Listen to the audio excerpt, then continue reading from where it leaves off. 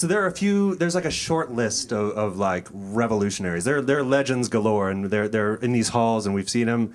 We've bumped into them in the halls all weekend, which is pretty amazing. But we have a true legend, a revolutionary that is, you know, who's changed everything about the electric bass, and it's a real massive honor to have him here and to talk and play and hang. And so I'd like you to join me in welcoming Larry Graham.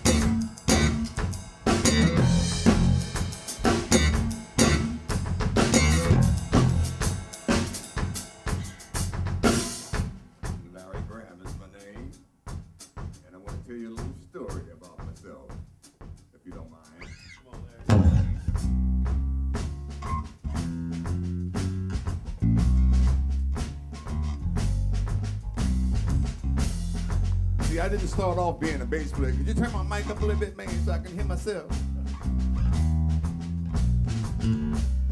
I really started off tap dancing.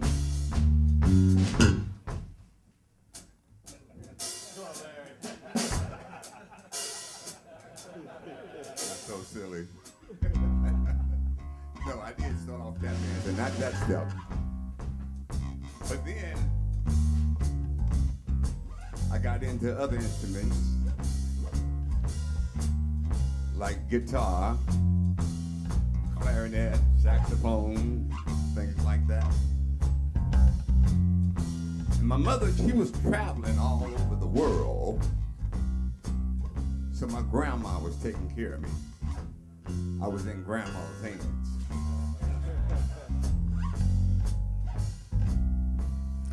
So she saw to it, that's better, ain't it? She saw to it that I had lessons on everything that I wanted to play. And then when I was around 15, no, let's go back up. Let's back up. When I was 11, my dad, who was a guitar player, see, I'm a junior, Larry Graham Jr. You didn't know that, did you? He played guitar. And he decided he wasn't gonna play no more, so he gave me his guitar. So I taught myself how to play it. So then when my mother came off the road, when I was like 15, she asked me to join her band, the Dale Graham Trio, me, my drummer, and my mom.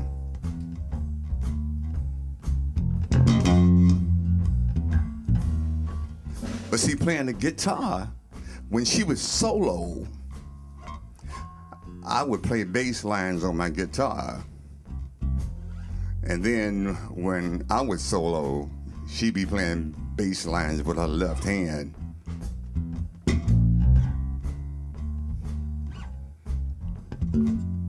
So I was listening to Mom's left hand.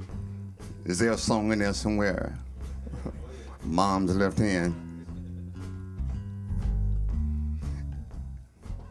And then she decided that it was going to be no drums. So then I had to make up for not having a drummer. Pretend I don't have a drummer for a minute.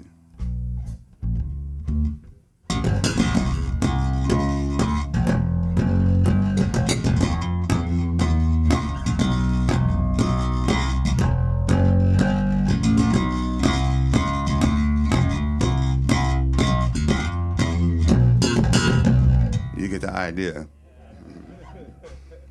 So that's how I made up for like not having the drummer playing the drums on the bass. And then Mom, she took it another step further. She had me singing all these songs that people wanted to hear when they came into the club. Because we had this kitty, you know that little kitty, that glass thing you sit on top of the piano, and when people make a request, then if you know the song, they give you some money.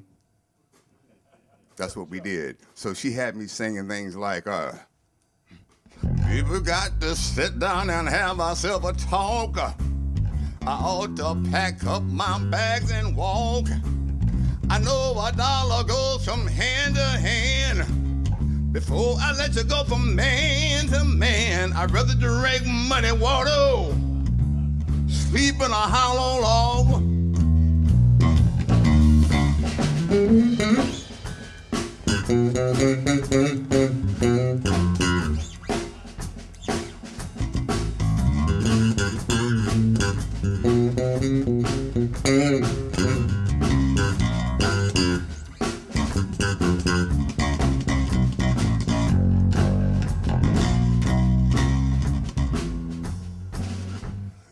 And then there was this young man came into the club. He heard me doing my thumping and plucking, and he asked me to join his band. I said, well, what's the name of the band gonna be? He said, we don't have no name yet. So it turned out to be Sly and the Family Stone. And the first time I heard my song on the radio was Sly and the Family Stone. It tripped me out because it went to something like this.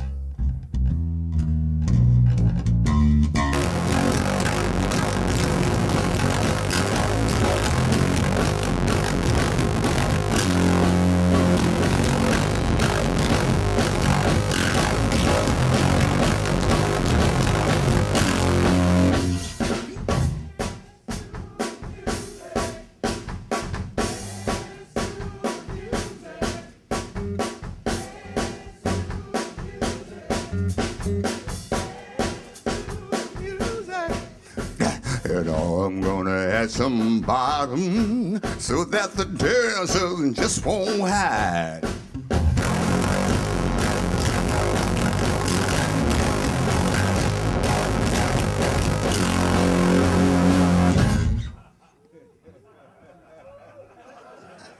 Check that one off. And then he came up with another. And then he came up with another hit. And what I really loved about what Sly did, he let us contribute what we could do. So he didn't tell me what to play. He didn't tell Freddie what to play.